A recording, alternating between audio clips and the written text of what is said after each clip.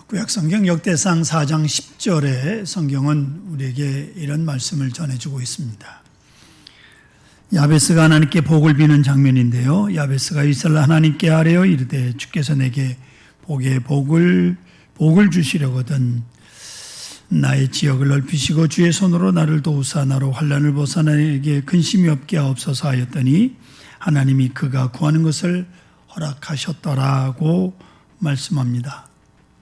참으로 평범해 보이는 기도인데요. 그 뒤엔 놀랍고 강력한 진리가 몇 가지 숨어 있습니다. 매주일마다 한 가지씩 간단하게 설명을 드릴 건데요. 오늘 첫째는 야베스가 주께서 내게 복을 주시려거든 이라는 말씀은 부디 저에게 복을 주세요. 그런 말입니다. 예. 옛날 개혁성경은 복의 복을 이렇게 돼 있는데 저에게 부디 복을 내려주세요. 이 말씀은요, 한마디로 말하면 복을 구하는 사람만이 받을 수 있다. 그런 뜻입니다. 구하지도 않는 사람에게 하나님 절대로 복을 주지 않는다. 그런 뜻입니다. 근데 이 복이라고 하는 것이 무슨 세상의 재물이나 세상에서 호강을 누리며 사는 그런 걸로 꼭 대체시킬 필요는 없습니다. 그보다 더 귀한 복이 얼마든지 여러분 많습니다. 예를 들면 자녀들이 잘 되는 것, 또 건강한 것, 이것도 다 복이거든요. 야베스는 정해진 무엇을 달라고 청하지 않았습니다. 다만 하나님께서 무엇이든지 주어지는 대로 누리고자 했던 겁니다. 그래서 부디 저에게 어떤 복이든지 달라고 이렇게 구하고 있는 것을 보게 됩니다. 1분 지혜라고 하는 책이 있는데요. 아주 짧은 책입니다. 이 책 내용 중에 한 도박사가 오랫동안 영성 수련을 쌓은 노 수도사를 찾아가서 자기의 사정을 이야기하는 장면이 있습니다. 어제 카드 노름을 하다가 속임수를 썼는데 그것이 상대편에게 발각이 되어가지고 상대방이 저를 무참히 때리고 2층 밖으로 던졌다는 거예요. 그래서 무릎이 깨지고 부러지고 이렇게 온통 부상을 입었는데 노 수도사님, 제게 무슨 충고를 해 주시겠습니까? 뭔 충고를 바래요? 노름을 안 하면 되지. 노 수도사가 이 사람 얼굴을 가만히 쳐다보더니 내가 만일 자네라면 이제부터는 1층에서 카드 놀이를 하겠네. 그랬습니다. 이 말을 들은 도박사가 어리둥절합니다. 분명히 다시는 도박질 하지 말라라고 충고를 하는 게 맞잖아요. 근데 어째서 이렇게 말씀할까? 노 수도사의 제자들도 이 말을 듣고 황당해서 선생님 1층에서만 하라니요? 그렇게 말씀하셨습니까? 그러자 노 수도사가 말합니다. 그 사람을 좀 봐라. 그 짓 그만두지 못할 사람이야. 도박을 끊지 못할 사람이라는 거죠. 그러니 또다시 2층에서 던져지더라도 덜 다칠 1층에서만 하라고 했느니라. 그 말입니다. 여러분, 손을 씻는다. 잘 들으세요. 참 어려운 일이에요. 손 씻는다고 흔히들 말하지만 오랫동안 길들여진 습관에서 벗어나기가 참 어렵습니다. 참 어려워요. 눈에 말씀드립니다. 노름하는 사람들 손가락을 자르고 결심을 해도 여전히 도박판에 앉아 있다고 합니다. 보세요. 별것 아닌 것 같지만 마음만 먹으면 쉽게 해결될 것 같지만 담배 못 끊는 사람들 보세요. 요즘 담배 피는 분들 구박이 심합니다. 실내에서 못 피우니까 실내에서 못 피우고 길거리에서 피니까 지나가는 내가 아주 죽을 지경이야. 냄새 때문에. 그 누구도 달가워하지 않습니다. 추운 겨울날 아파트 단지 밖에서 담배 피우고 그리고 들어가는 남자들 참 불쌍해요. 자신도 끊어야 되겠다고 맹세하지만 작심삼일이야. 못 끊어. 손을 씻지 못하는 불쌍한 모습입니다. 그 하나님께서 역사해야죠. 내가 맹세하고 결심한다고 끊는 거 아닙니다. 하나님 역사하면요 단번에 끊습니다. 오늘 성경에 보시면 15절에 뭐라고 말씀합니까? 너희가 손을 펼 때 내가 내 눈을 너희에게서 가리고 너희가 많이 기도할지라도 내가 듣지 아니하리니 이는 너희의 손에 피가 가득함이라 말씀합니다. 지금도 그렇습니다마는 옛날 예수님 당시 기도하는 풍습을 좀 생각해 볼 필요가 있습니다. 캐톨릭 교회에서는 기도할 때 주로 경건한 모습으로 손을 합장합니다. 이렇게 기도합니다. 근데 어디서 많이 본 듯하지 않습니까? 이 불교의 스님들도 이루고 해. 예. 절에 다니는 사람들도 기도할 때 이루고 한다고. 그래서 개혁교인 루터교에서는 이 꼬라지가 보기 싫어서 이렇게 기도합니다. 손깍지를 끼고 열 손가락을. 이게 이제 개혁교회, 루터교, 우리 장로교 뭐 다 이렇게 합니다. 캐톨릭이 합장을 하니까 그게 싫어서 그러는 거예요. 조금의 차이가 있습니다. 그런데 유대인들에게 있어서 기도는 하늘을 쳐다보며 손바닥을 위로 하고 기도하는 것. 이게 가장 경건한 유대인들의 기도입니다. 하늘을 보면서 손바닥을 위로 향하고 기도합니다. 이것은 하나님 앞에 전적인 헌신을 뜻합니다. 나의 모든 것을 하나님께 바칩니다. 내 운명도 주님께 바칩니다. 그런 뜻이에요. 다 바칩니다. 동시에 주님께서 주시는 것은 전적으로 다 받겠습니다. 말씀이든 물질이든 현실이든 운명이든 다 그대로 주시는 대로 받아들이겠습니다. 그런 마음으로 하는 기도입니다. 그런데 오늘 본문에 하나님께서 뭐라고 말씀하시느냐? 너희가 많이 기도할지라도 내가 듣지 아니하리니 이는 너희의 손에 피가 가득함이라고 말씀하고 있는 거예요. 그 손은 도둑질한 손입니다. 갈취한 손이요, 남을 아프게 한 손이요, 남의 흠집을 향하여 손가락질한 손이요, 남의 물건을 빼앗은 손이요, 더러운 손이요, 남을 억울하게 한 손이기 때문에 올시다. 이 피 묻은 손을 하나님 앞에 내놓을 때 하나님께서는 듣지 아니하시겠다. 신약성경 야고보서 5장 4절 보세요. 앞에 보십시오. 보라, 너희 밭에서 추수한 품꾼에게 주지 아니한 싹시 소리를 지르며 그 추수한 자의 우는 소리가 만군의 주의 귀에 들렸느니라고 말씀하고 있습니다. 추수한 자에게, 품꾼에게 주지 아니하는 싹시 소리를 질러 추수하는 자의 우는 소리가 만군의 여호와께 들렸다, 그 말이에요.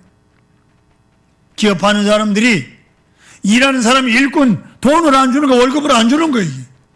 이런 도둑 X 같은 사람들이 얼마나 많은지 몰라요. 예? 남을 억울하게 한 사람의 기도 하나님이 듣지 않으신다는 거예요. 혹시 여러분 사업하시는 분들 직원들 월급 안 준 거 있으면 빚을 내서라도 주세요. 다행히 없어서 다행이네. 구약 성경 보세요. 가인이 동생 아벨을 죽였을 때 하나님께서 가인을 향해서 뭐라고 말씀하신지 보세요. 창세기 4장 10절에 보니까 내 아우의 핏소리가 땅에서부터 내게 호소하느니라. 내가 억울하게 한 것, 내가 죽인 아벨의 피가 하나님 앞에 호소하는. 그런데 여러분, 가인의 기도를 하나님께서 들으시겠어요? 피가 지금 내게 호소하고 있는데 그런 거로 말씀합니다. 오늘 성경에 스스로 씻어라, 스스로 깨끗하게 하라, 그 다음에야 너의 기도가 응답될 것이다. 아멘. 먼저 우리 자신을 돌아보십시오. 우리는 수도 없이 개혁이라는 말을 들어왔습니다. 그러나 개혁 그 자체에 문제 있어요. 먼저는 외적인 상황에 치중하고 내적인 문제를 등한히 한다는 거예요. 뭐 물질적인 것, 경제적인 것, 정치적인 개혁, 이런 외적 개혁에 초점을 두는데 그런 거 아무리 바꿔봐야 도리가 없어요. 또 하나는 구조와 제도와 구조적 개혁이라는 겁니다. 제도를 바꾸고 구조를 바꾸고 그런다고 개혁이 됩니까? 문제는 사람이에요. 사람의 문제, 속 사람의 문제이지 그런 형식의 문제가 아닙니다. 구조조정이 개혁을 이루지 못하는 것을 우리는 얼마나 보아왔습니까? 아무리 구조조정을 해도 그 개혁이 되지 않아요. 또 하나는 타인지향적 개혁이 있습니다. 남이 변화하기만을 바라고 자신은 변화할 생각이 없는 거예요. 남 개혁이나 외치고 집안 단속은 못하더라고요. 남을 향해서 개혁하라고 목이 터져라 외치지만 개혁 안 하면 감옥에 집어넣는다 뭐 어쩐다 별짓 다 하지만 내 속에 내 안에 내 가정에 개혁을 이루지 못합니다. 다른 사람을 향해서는 비판하고 바꿔라고 어쩌라고 깨끗하게 하라고, 그런데 개혁의 결실이 없어요. 자기는 안 하니까, 남만 하라고 그러니까. 또 하나는 문제 제기뿐입니다. 결과에 대해서 무책임합니다. 무책임하게 비판하는 거예요. 무엇이 어떻고 어디가 어떻고 내가 어떻고 그렇게 다 폭로하고 고발하고 청문회하고 들쑤서놓고 결국 여기 남는 게 뭡니까? 우리 마음은 황폐해지고 젊은 사람들은 전부 실망하고 도대체 이 사회는 어디로 가는 겁니까? 개혁을 외치는데 점점 더 어두워져 가고 있는 것을 우리는 보지 않습니까? 젊은이들을 설문조사해 보니까 남이 안 보면 불의한 일을 하겠느냐고 물었더니 70%가 하겠다는 거예요. 불의한 짓을. 왜요? 그렇게 기성세대로부터 보아왔으니까요. 이것이 오늘의 현실이요. 그래서 오늘 성경은 말씀합니다. 손을 씻으라고요. 스스로 씻으며 스스로 깨끗하게 하며 너의 악한 행동을 버리며 행악을 그치라고 말씀하고 있습니다. 나부터 먼저 깨끗이 버리고 씻으. 그리고 다시 시작하라는 거예요. 여호수아 7장 13절 말씀을 보면 이스라엘 백성들이 여리고 성을 함락시킨 뒤에 그 다음에 아주 작은 성 아이성을 점령하러 갔다가 실패합니다. 그 웅장한 여리고를 무너뜨렸는데 작은 성 아이에서 실패를 해요. 백성들이 낙심하고 있을 때 하나님께서 여호수아를 통해서 이렇게 말씀합니다. 잘 들어보세요. 너는 일어나서 백성을 거룩하게 하여 이르기를 너희는 내일을 위하여 스스로 거룩하게 하라. 너희는 내일을 위하여 스스로 거룩하게 하라 그랬는데 개역 성경에 보면 스스로 성결케 하여 내일을 기다리라 이렇게 돼 있어요. 여러분, 내일이 어떠냐고요? 미래가 어떠냐고요? 그것은 우리가 알 바가 아닙니다. 스스로 성결케 하여 내일을 기다릴 것입니다. 내일을 위해서 스스로 거룩하게 만들면 됩니다. 그러면 하나님께서 밝은 미래를 허락해 주실 것이기 때문입니다. 내일 걱정하지 마세요. 스스로만 정결하게 하세요. 거룩하게 준비하세요. 오늘 본문 말씀은 더욱더 적극적인 대책을 우리에게 말씀합니다. 스스로 씻으며 손을 씻고 깨끗하게 하여 악을 버리고 그리고 선행을 배우라 말씀합니다. 여러분, 악이라고 하는 게요, 문화화된 악이 특별히 문제입니다. 악이 체질화된 거예요. 악이 성품화된 거예요. 조폭들의 문제가 그게 아주 생활화돼 버렸어요. 이게 성품화되고 나면요, 내가 뭘 잘못했는지 모르게 되는 거예요. 전혀 잘못을 느끼지 못하는 거예요. 잘못을 못 느끼면 회개도 없지요. 남에게 피해를 주면서도 그게 당연한 줄 알아.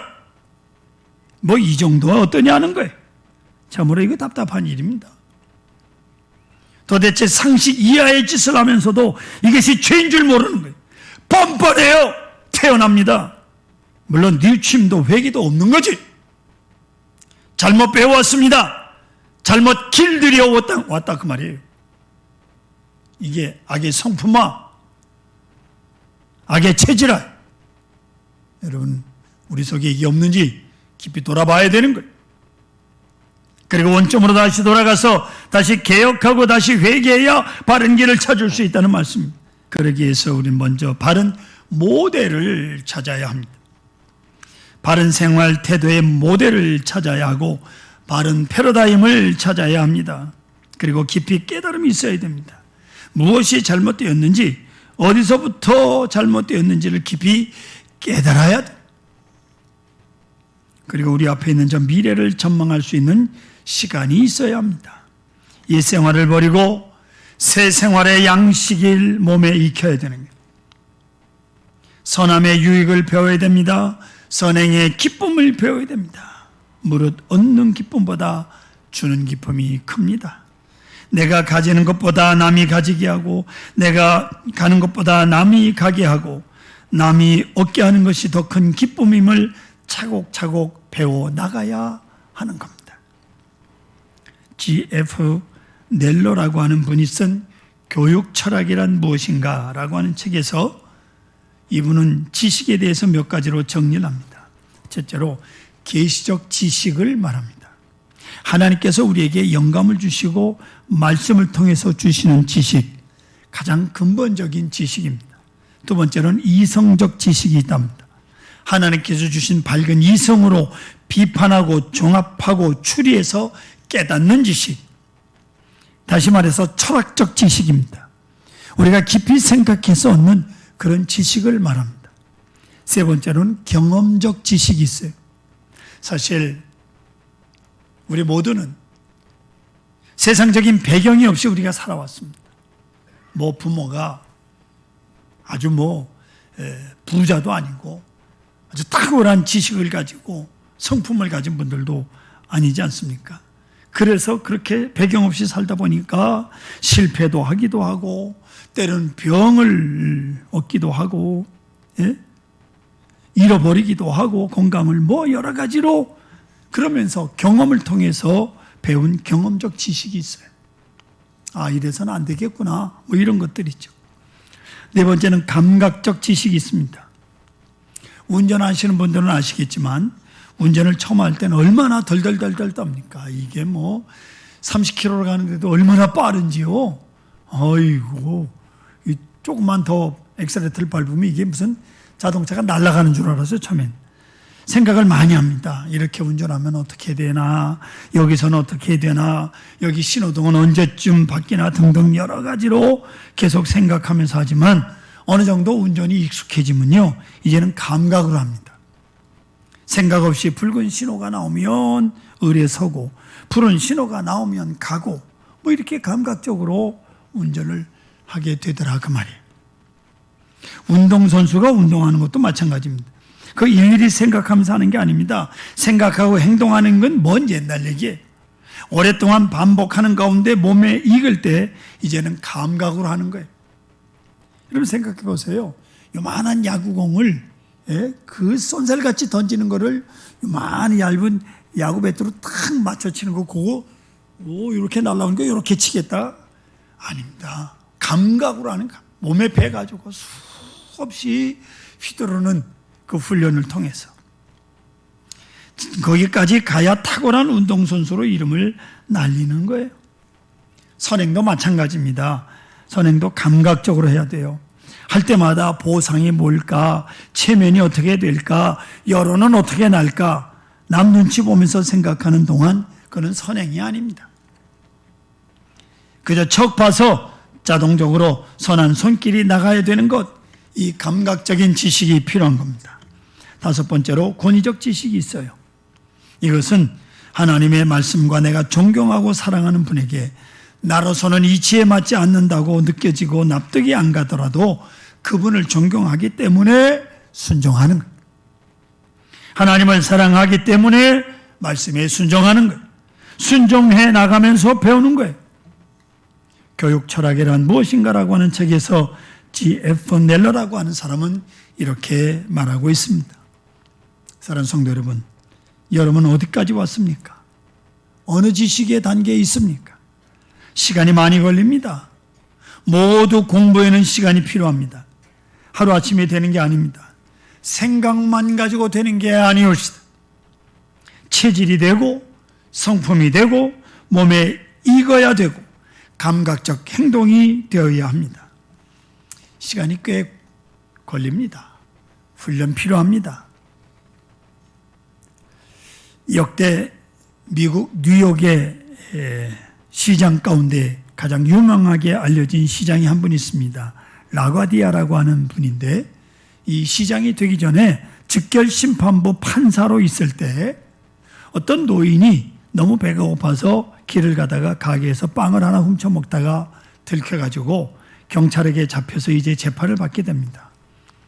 라가디아 판사가 가차없이 벌금 10불, 10,000원을 판결을 내렸습니다. 법정 안에 있는 모든 방청객 사람들이 깜짝 놀랐습니다. 아니, 돈이 한 푼 없어서 빵을 훔쳐 먹은 사람에게 10불, 10,000원의 벌금을 내라고 하다니 어떻게 저럴 수 있는가? 가혹하지 않느냐? 이렇게 술렁술렁거렸어요. 그러나 라가디아 판사는 태연하게 10불, 10,000원 벌금을 선고합니다. 그런 다음에 자기 주머니에서 10불을 청 내놓고 말합니다. 나만 배부르게 한 죄에 대한 벌금이요, 이 벌금은 내가 냅니다. 나만 배부르게 산 데 대한 벌금이다. 이런 자동적인 행위요, 아주 익숙한 생활입니다. 그 뒤에 뉴욕 시장이 되어 많은 사람에게 존경을 받았습니다. 그의 이름을 따서 뉴욕에 가면 뉴욕 공항이 있고요, 라가디아라고 하는 공항이 뉴욕에 있어요. 그 이름을 따서. 그렇습니다. 선행은 아예 체질이 되어야 되는 거예요. 거기까지 나가야 되는 겁니다. 이제 은퇴하신 어떤 목사님이 미국에서 공부할 때 고속도로를 주행할 기회가 있어서 고속도로를 가다가 그만 차가 펑크가 나서 1차선 노상에 주차를 해놓고 난감해합니다. 이 펑크가 났으니까.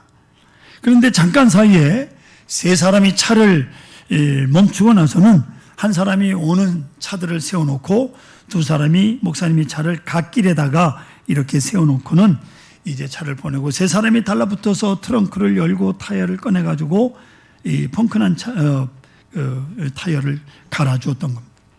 그 목사님 그때까지 타이어 교환을 해본 적이 없었다는 거예요. 어디 뭐가 있는지도 모르고 그냥 앞으로 가고 뒤로 가고 그것만 한 거지.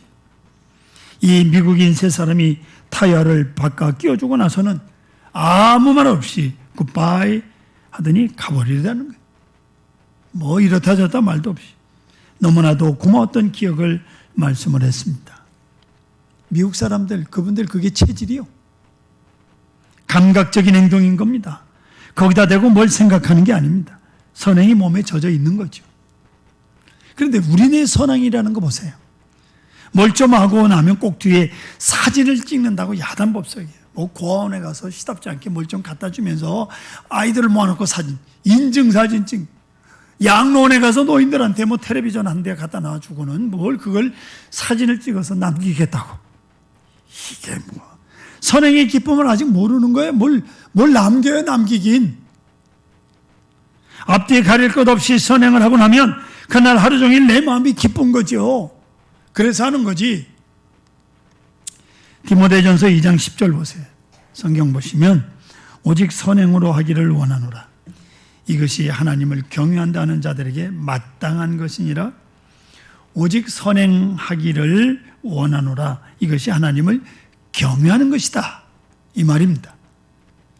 사도 바울이 디모데에게 권면을 합니다. 즉 선행으로 단장하라는 거예요. 옷으로 단장하거나 보석으로 단장하라는 말씀이 아닌 선행으로 단장하라. 선을 행하는 손이야말로 가장 아름다운 손이기 때문이 옳시다. 선한 자의 손이 아름답습니다. 깨끗한 손에 선을 배우십시다. 선을 배우고 선을 익히고 열심히 일을 해야 됩니다. 그래야 손을 깨끗이 씻을 수 있습니다. 예배소서 4장 28절 보시면 도둑질하는 자는 다시 도둑질하지 말고 돌이켜 가난한 자에게 구제할 수 있도록 자기 손으로 수고하여 선한 일을 하라고 말씀하고 있습니다. 구제할 것이 있기 위해서 일하라는 거예요. 구제할 것이 있기 위해서. 도둑질하는 사람은 도둑질을 멈출 뿐만 아니라 이제는 구제할 것이 있기 위하여 일하라. 손이 먼저 새로워져야 돼. 마음이 먼저 새로워져야 되고요. 그리고야 우리가 하나님 앞에 기도할 내용이 응답받을 수 있습니다. 깨끗한 손을 가져야 돼. 깨끗한 손으로 하는 일만 형통할 수 있는 겁니다. 1972년, 오래전 얘기죠. 예, 오래전 얘기입니다. 영국이 아주 어려운 형편에 있을 때입니다. 한 50년 된 얘기죠. 경제적으로 아주 불황을 맞고 있을 때, 여러분 잘 아시는 철의 여인이라고 하는 대처수상, 여자입니다. 대처수상이 나타나서 경제 위기를 극복하고 오늘 같은 영국을 일으켜 놓았어요.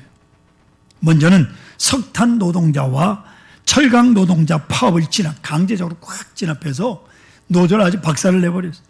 그리고 주요 국영기업을 과감하게 민영화했어요. 여러분, 지금 우리나라도 이 국영기업을 민영화되면요, 사람들 줄이는 일부터 할 겁니다. 그런데 그거 계속 데모하고 있다고. 예? 영국이 어렵게 된 이유를 대처수상이 아주 간단하게 게으름 때문이라고 이제 진단을 하게 됐어요. 게으른 가난, 게으른 부자, 파업을 일삼는 노동자들, 일을 안 합니다. 그리고 게으른 사람, 부하게 살면 안 되는 거예요. 이 문제를 알고 대처수상은 생각했습니다. 그래서 대처수상은 세 가지를 주장합니다. 근면, 자립, 의무였습니다. 부지런히 일하라. 자립 정신을 가져라. 그리고 자기가 할 일에 대해서 책임을 져라. 의무를 다하라 외치면서 나라를 다시 일으켜 세웠습니다. 성도 여러분, 우리 다시 한번 생각해야 됩니다.